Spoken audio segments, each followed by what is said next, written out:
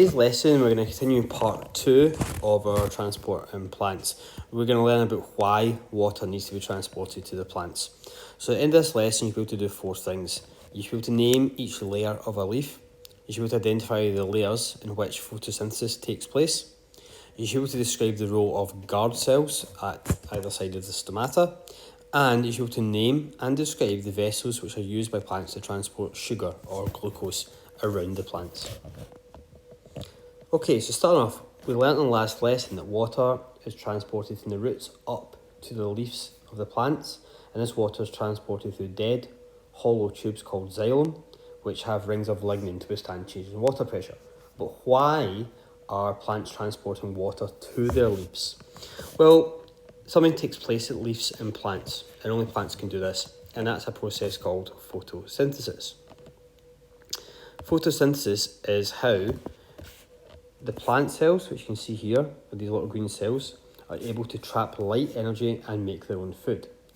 These little green dots are called chloroplasts, and chloroplasts are filled with green pigment called chlorophyll, and this is what traps the sunlight. Now you'll learn about that later in the course. For right now, you just need to know that the light is used for photosynthesis. Photosynthesis takes water as one of its raw materials in order to make sugar in that process called photosynthesis. So it needs water and it needs carbon dioxide, and it's going to make oxygen, which is a byproduct. It does not need oxygen, so the plants release the oxygen, and it makes a carbohydrate, and that carbohydrate is our sugar, glucose. Okay? Now, in this part of the course, we really need to think about is only the transport materials.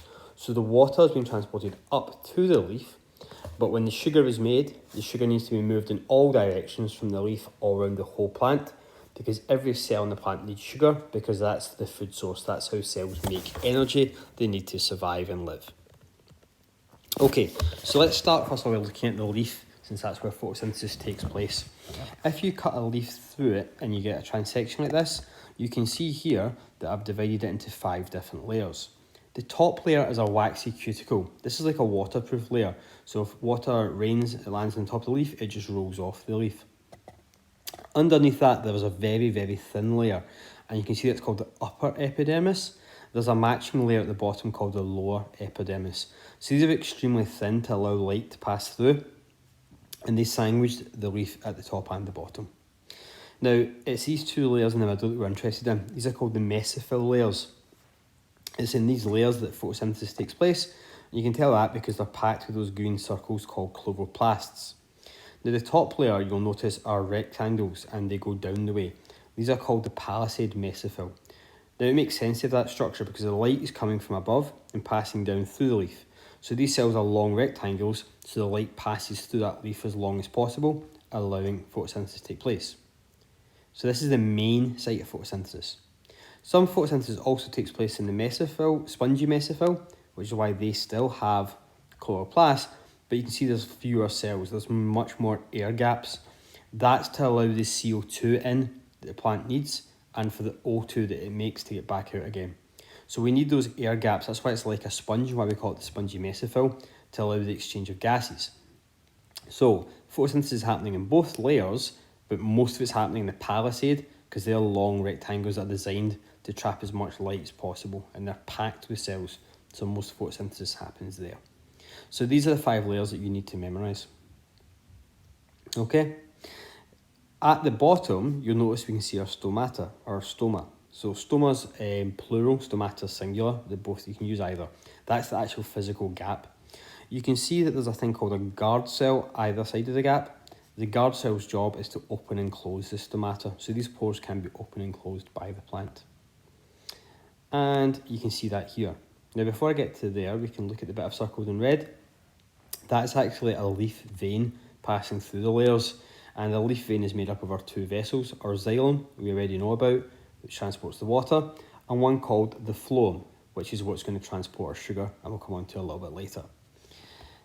You can see in this animation, if I get it to start, that the plant's taking in the CO2 through the stomata because the stomata is open, and what we can't see is the other way. You'll be getting oxygen being released, and most importantly for this lesson, you're getting the evaporation of water, so the transpiration out of the stomata.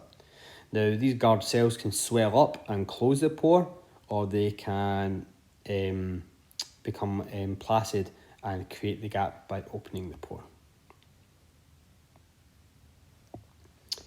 And we can see that here, okay?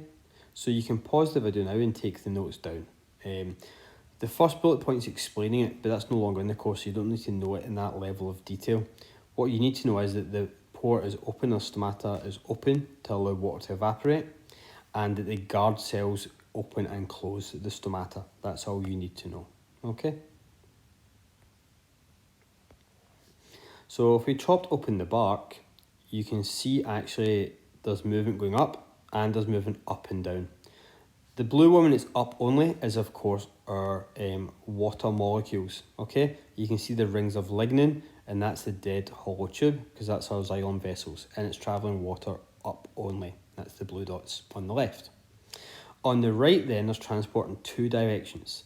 These are not dead, these are alive, and you can see the nucleus of cells in between them. That's what we call companion cells. They have a nucleus for that cell to make energy to keep the phloem alive. So the phloem are the vessels on the far right. They allow sugar to move in both directions, and you can see at the top there, they have these rings, which are solid plates. They're not open rings like the lignin, they're solid with little holes, just like a sieve that you would have in your kitchen. So we call these sieve plates. They allow the sugar to pass in both directions. So this is what phloem would look like from the side. And again, you can pause and copy down these facts. So you need to know that it allows glucose to travel in both directions. You need to know its specialised features.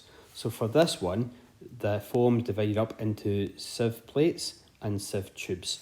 The most important one is the sieve plate. So that's that plate that divides the tubes up, which has small holes to allow glucose to pass through in both directions.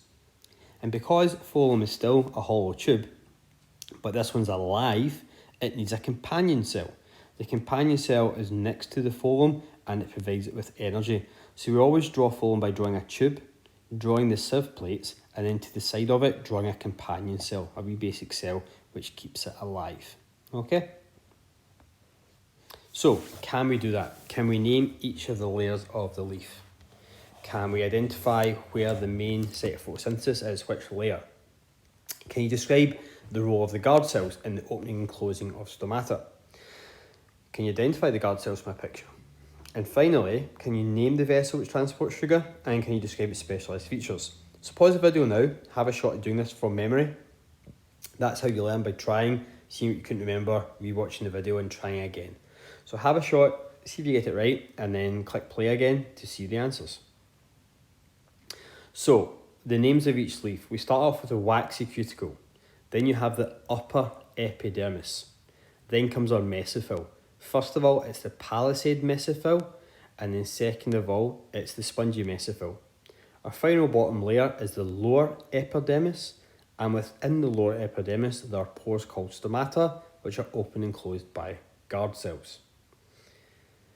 The layer where photosynthesis takes place, the main layer that photosynthesis takes place, is the palisade mesophyll, because it's packed with cells and are long and rectangular. The role of the guard cells. The guard cells can swell to open the pore, and they can lose water and decrease in size to close the pore. Finally, the vessel used to transport sugar is called the phloem. It has two specialised features which allow it to move sugar in both directions, so that's important. First is a sieve plate. The sieve plate has small holes to allow sugar to move in both directions. The second feature is that phloem vessels or phloem tubes have companion cells which provide energy to keep them alive, because phloem's a living vessel. And that's the end of our lesson.